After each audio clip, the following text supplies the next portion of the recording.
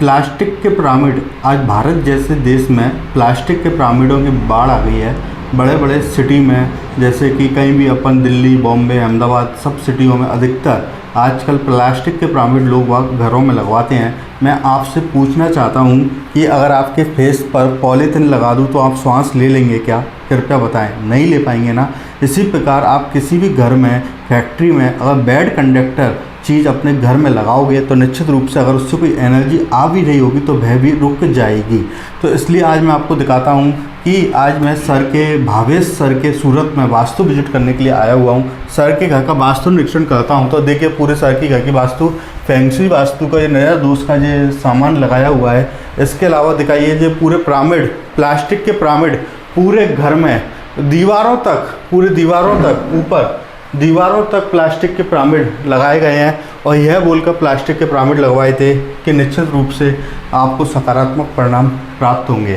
तो कहने का मतलब बस इतना सा है कि आपको प्लास्टिक के पिरामिड हो या किसी भी धातु के पिरामिड हो, पहले आपको जड़ पे जाना पड़ेगा। चाहे आप कितने भी पिरामिड लगा लो, ज़मीन की एनर्जी बढ़ा लीजिए, अगर आपके घर में मुख्य जो बीमारी है या मुख्य जो कमी है उसको नहीं पकड़ोगे तब तक आपको किसी भी प्रकार का आराम नहीं मिलेगा। आज सर के घर का निरीक्षण करता हूँ तो सर के घर में जब इन्होंने, सर के पापा ने घर बनाया था तो इसमें हड्डियाँ गड़ी हुई थी, क्योंकि इसमें किसी भी प्रकार के गाय, बैल जो पहले जानवरों को मार कर ख़त्म हो जाते थे तो उनको ज़मीन में दबा दिया जाता था और इनको नहीं पता चला और इसके ऊपर इनके पापा ने घर बनवा लिया। कुछ समय की पिताजी एक्सपायर हो गए और विभिन्न प्रकार की परेशानी आ रही हैं। आज इतनी ज़्यादा नकारात्मक ऊर्जा इस घर में आ रही है कि मेरे पास इसके लिए शब्द नहीं है। लेकिन अब मुझे बुलाया है तो निश्चित रूप से मुझे कुछ ना कुछ इतना अच्छा सॉल्यूशंस करना पड़ेगा कि इनके जो परेशानी आ रही हैं वह इनकी ख़त्म हो।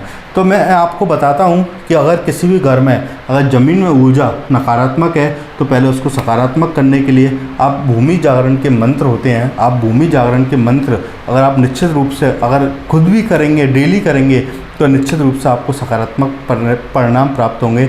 जैसे कि ओम नमो हरते भगवते प्रशिक्षण से दोस्त कंसादित्य मूलता नमः श्री शांतिनाथा शांति कराय, सर्व विघ्न प्रणाशनाय, सर्व रोगाप मृत्यु विनाशनाय, सर्व प्रकृत क्षुद्धोपद्रव विनाशनाय, सब चामडामा विघ्न विनाशनाय। ओम राम रीम ओम राम रहस्य ऊषा नमः। जैसे सर का नाम है भावेश सर, भूमि सर्व शांतिम तुष्टिम पुष्टिम चकुरु कुरु स्वा। निश्चित रूप से अगर सर यह मंत्र भी अगर डेली 108 बार भी पढ़ लें तो निश्चित रूप से भूमि में जो नकारात्मक शल्य, हड्डी, कंकाल हैं तो उनकी ऊर्जाओं में भी कमी होना चालू हो जाएगी। और इसके साथ साथ अगर सर की कुंडली का अवलोकन करता हूँ तो सर को किसी ने अष्टमेश का नग, गुरु ग्रह का नग, अष्टम का स्वामी नग पहना दिया था और उस नग को पहनने के बाद ही सर की जॉब चली गई 8 से 10 दिन बाद।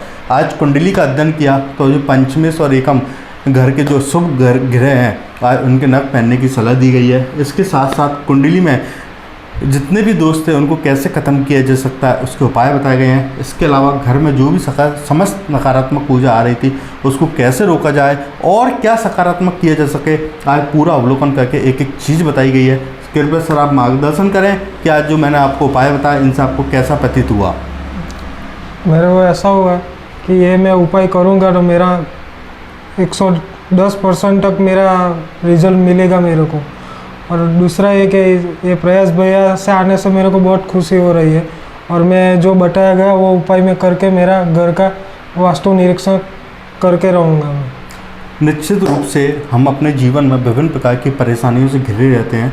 मैं यह नहीं बोलता कि आप वास्तु करा लें या ज्योतिष कर लें तो आपके जीवन के सारे दुख दर्द दूर हो जाएंगे।